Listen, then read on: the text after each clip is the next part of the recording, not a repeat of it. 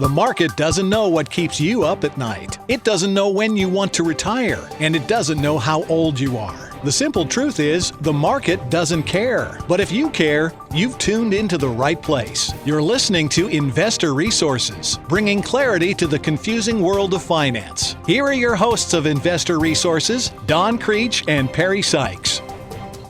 Well, we have wrapped up the third quarter of the year as we are here in the first weekend of October. And as we look back over September, there has been nothing but bad news for most of September. We have the Israel-Hamas war. Now we have Israel and Lebanon. We have Israel and Iran sparring. We've had severe weather in parts of the country. We've got the presidential election that's ahead of us. We had hurricane destruction in North Carolina. Then the longshoremen strike lasted for 3 days, but the strike is really only postponed for a few months. And the longshoremen on the West Coast are really upset that they didn't get anything close to what the East Coast guys are getting. So we've got other potential union negotiations that are still coming around. But as we look at all of this, for us as a money manager, numbers are how we make sense out of the world of investing, but they're meaningless without context. So with that in mind, here's probably the most important stock market number for most people. It's 8%. Why is that important? It's because it's the average return you would have gained per year if you had started investing a mere 7 decades ago. At that rate, 8%, you put $1,000 into a hypothetical S&P mutual fund, and it would be nearly $330,000 today. The problem is we actually hate stats like that. Because you can't start investing 7 decades ago. You have to do what you're doing today with what you have. That's your starting point. Now, you can improve your investing strategy today. You can learn from the past. Investing can pay off with patience, resolve, and some number crunching. We call that process. What are your rules? What are you going to do on a routine basis to see that you stay consistent in your decision making? Now, if you don't want to be a number cruncher, you can leave that to us. So we're going to go back and take a look at some recent history. One of the things that we discuss on a regular basis is that the market is dynamic. Most financial advisors use modern portfolio theory, which basically says we don't know what's going to happen, and we don't either, but we own a little bit of everything, and something's bound to work. And that's not quite the way they present it. It's a lot more sophisticated than that. But we know because we were trained in that process. And what happens from time to time is something catches headlines and investor excitement, and we get manias. But they never last. They never last forever. And we can see here on this chart, they rotate. This is really, on a macro sense, a way to look at the rotation that we talk about within the sectors of the market, which we're going to cover here shortly.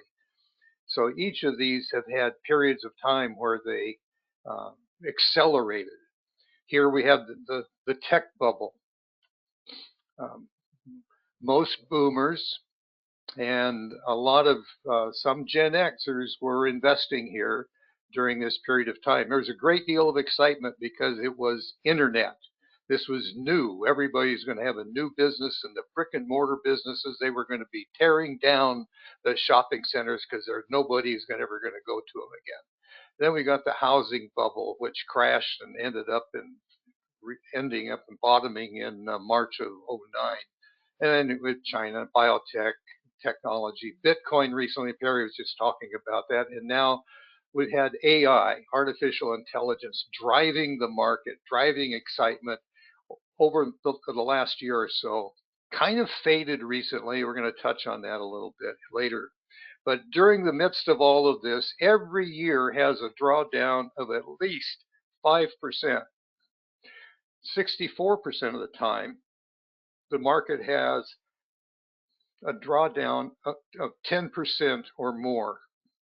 And the issue is how you don't know which one's going to be limited to 5% or limited to 10.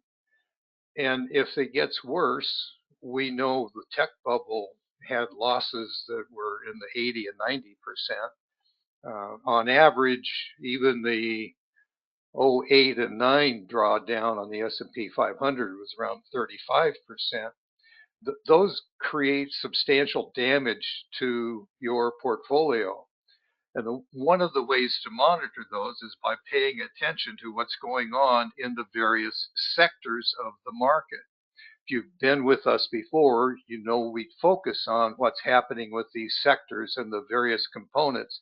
Each of these sectors has subcategories, which are referred to as industries, and actually there are almost 150 sub-industries here, but these are the major ones. And when we take a look at where is the strength in the market, what has captured the faith and confidence of investors to such a degree that they will shift their money into that area. Now, if you're using a broadly diversified portfolio, your advisor's not paying attention to this. Maybe they're adding 1% or 0.5% in one of those categories, but they're not focusing on where real leadership is. And the problem with that is you end up getting caught, like we did in this summer, with the tech sell-off. And you consider that while we had AI-packed semiconductor and software industries just basically crashed. They unwound all of the excitement and the gains. At some point in time, people changed their mind and said, I'm out of here. I think this is overvalued. It's basically on the retail investor side, opinion driven. On the professional trading side, they have more data and information about what's actually going on at the company level, and they will start making decisions in advance, and we see that. But that doesn't mean that the entire market is bad, because there's rotation that goes on. This is what we prioritize with our processes, where if the money's leaving software and semiconductors, they're not going out to Starbucks and spending that money just to buy a latte. They are reallocating it into some other part of the market where they believe there's strength. And we know there's strength there because we see prices rise. And during the same time that tech was selling, real estate was surviving fairly well, actually, given all the problems that are present in particularly the commercial real estate area, and telecom with some volatility, which you have to survive some of this. So they basically were not getting headline attention because the headlines were still on, are robots going to take over our life? What's AI going to do? Is it really going to be profitable? That's where headlines and the articles and the weekend investment shows were still focusing on that. So on this behind the scenes, basically, we have the bull market rolling into new industries. In 2020, the bull market began with biotech. Who wants to pay attention to that, except that the COVID crash refocused what we were doing. If you remember, we saw specific industries recover higher and faster than the overall market did, and one of those leaders was biotech. There's always some sort of bullish catalyst. The market, there's a match of some sort that starts the fire. The people begin to, we get a mass focus on a particular area. Last year it was AI. In 2021 it was a pandemic. There's just a tipping point where the bull market runs out of fuel, and there's a new catalyst and the money rolls into other industries. The 2020 biotech bull market rolled into technology.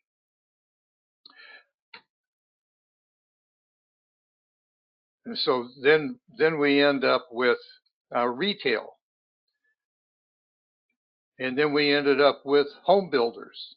This is rotation. This is normal in the market. That's why we refer to it, the market, as dynamic, and why when we deal with risk, we continually say risk is not in you. Your opinion of risk and the risk questionnaires that most advisors want you to fill out to have your opinion determine how your portfolio is structured has nothing to do with this that's going on in the market. And the next thing that happened is that banks became the magnet for investor capital, and they've gone through a run in the recent year and a half. So they got a big boost, even though the bull market wasn't over. We got the summer tech sell-off with telecom and real estate. This rotation from one industry to another is persistent. It just is always there. When we look at these various industry groups, we can see that there are some that are attracting investor capital and others that are not. And the question is, why do you hang on to those areas of the market that are in downtrending modes? If you hold them in a broadly diversified portfolio, it's a drag on performance. It makes it that much more difficult to achieve even the average return of the market. Nearly, in this case, and this is as of this last month, basically we have nearly 40% of the stock market industries have spent the majority of the bull market out of a buy mode as far as the industry monitoring is concerned. That means over a third of the industries in the stock market have not meaningfully felt the impact of a rolling bull market. The bull market has not rolled into them just yet. Now, when we go into the market, the one thing that is always true is today in the market is a day of risk. Every day we have nearly a 50% chance of stocks ending the day in the red. Generally, you have more up days than down days, but they happen all the time. By a wide margin, up days are still the dominant trend of the market. That's where the saying is, the market always goes up. Yes, but it can have significant, lengthy periods of loss. And the question is, how are you going to deal with those? In every industry, as we look at them, issues bearish warnings. Currently, we have concerns here with innovative tech, retail, and software. Now, everybody has a different system for how they get there. What's your process? Our process, we've shown you these kinds of tables before, but this is the watch group on the industries, where when we usually use that, we see the list of your mutual funds or your exchange traded funds, or if you have a stock portfolio, we put that together for you. And this is how we look at it. So here what we have is our cash bogey benchmark inserted in the list. And over the last month, metals and mining and semiconductors are still at the top of the list. And they still have some strength in here. Depends on how we rank them, whether you're looking at this on a shorter term basis or on a longer term basis or 6 months. Depends upon what your investment objective is. We have capital markets, so you're looking at your JP Morgan and your various Bank of America, your various institutional brokerage firms. But let's take a look at semiconductors here. So over this last month, they've certainly had a rise, and that's certainly true. But when we look at see where they are as of Friday, this is a period of sideways trading range activity. If we drew a line across the bottom here, we'd be back at these tops. We got a rally, we got a crash, we got a correction. It wasn't a crash, an attempted rally, a correction, another attempted rally, and we're still struggling here to figure out whether or not investors are confident enough about going forward into this last quarter. We've got earnings coming up, and we expect that there's going to be some significant news of improvement that could drive this above here. But this is psychologically difficult. We're not quite close to all-time highs in the area. When we look at technology as a major sector, as opposed to an industry group, then it's getting closer to its all-time high. But we still see basically we're in a sideways chop pattern, and we need some significant improvement to move upward. Let's go back to the things that before AI came along were the drivers of the market, and that's the FANGs. You know, the Facebook and Apple and Amazon and Netflix and Google. We aren't seeing new highs in technology because these companies are trying to get some catalyst that brings the investors back in droves. Now, investors have not abandoned the area, but they are not funneling as much of their investment capital into this part of the market.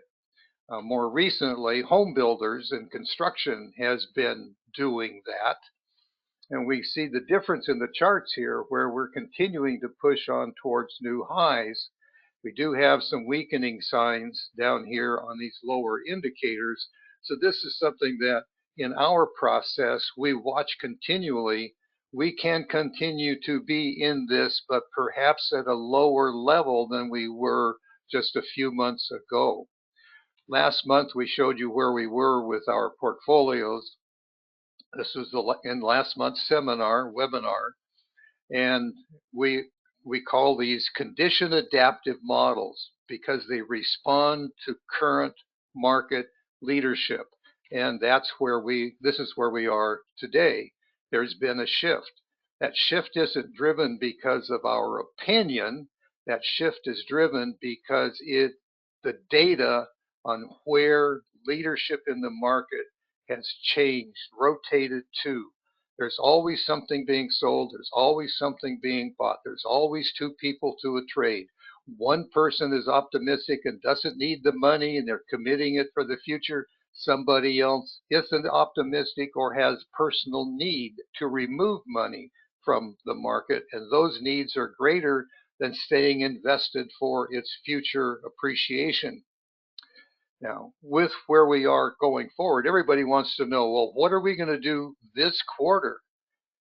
Well, we have some factors that are a bit of a problem. I've touched on them before, but one of those is the power lines down here as a result of Hurricane Helene. I mean, this has caused massive damage. We've had damage that we've just had no experience like this in over 100 years. It may have happened when there wasn't a lot of news media around to take pictures of it, and they couldn't get up in the air anyway, didn't have airplanes yet. But not only do we have states that are unprepared for this because they have typically relied on FEMA, but as we've learned in the last few days, FEMA has spent a good portion of its available resources in Ukraine and in providing temporary settlement for illegal aliens.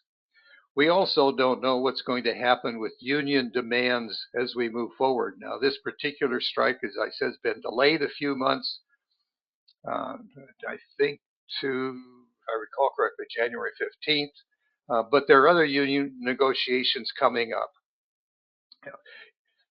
The longshoremen here got a 62% raise over the next 5 years. That's going to set a benchmark for all future negotiations among unions, which is going to create higher wages, which is going to make it more difficult for small businesses to hire people unless they raise their wages, which means the likely and normal outcome over the next 6 to 9 months is another hike in inflation.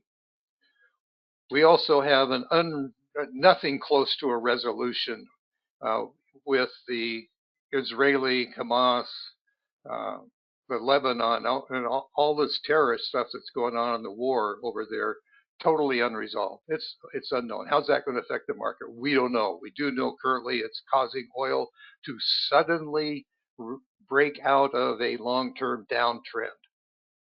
Well, and then of course there's the election, the policies, the economic policies of these two presidential candidates are a world apart. They're 180 degrees opposite.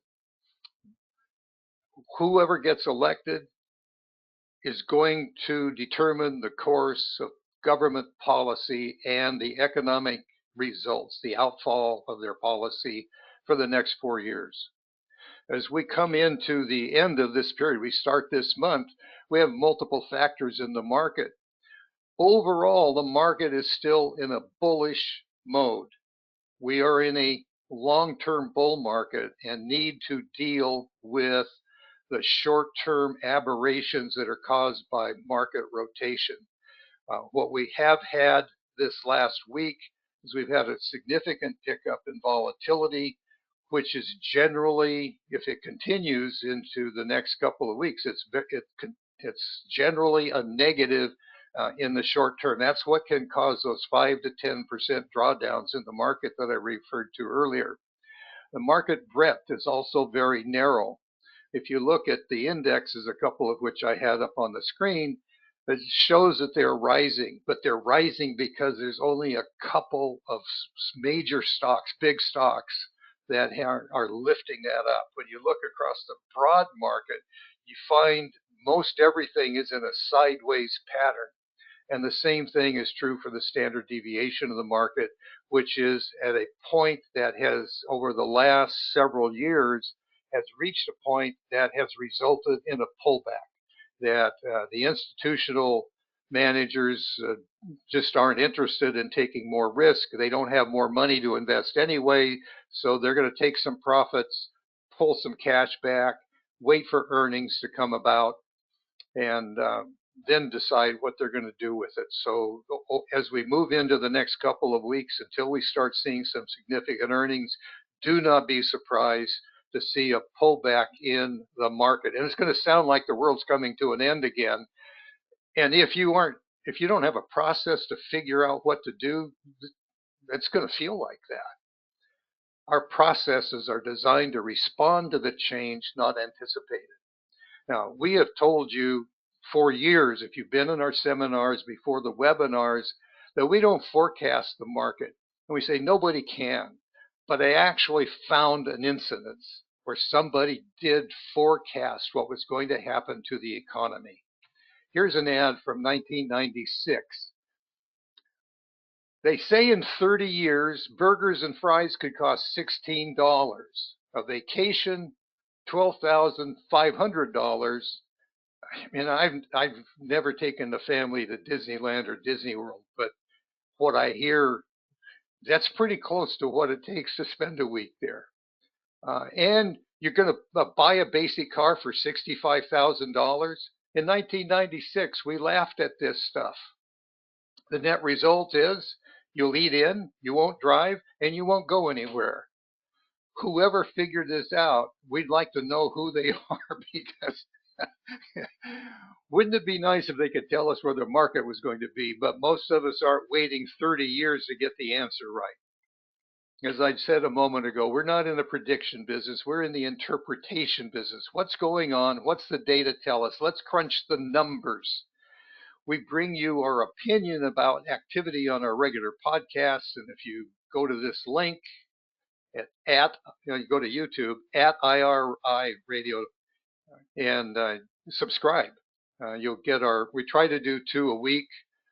Sometimes we miss one, but basically we're trying to do 2 a week. So as I just said a few times here, markets are dynamic. They're changing all the time. It is rotation from industry to industry, from sector to sector. Preserving your investment account is not for slackers. One of the things that is not uncommon for even hedge funds, I mean, hedge funds are supposed to be the smartest guys on Wall Street, And they've been struggling with this kind of rotation. In fact, so far this year, almost all the hedge funds are substantially behind the S&P 500 return.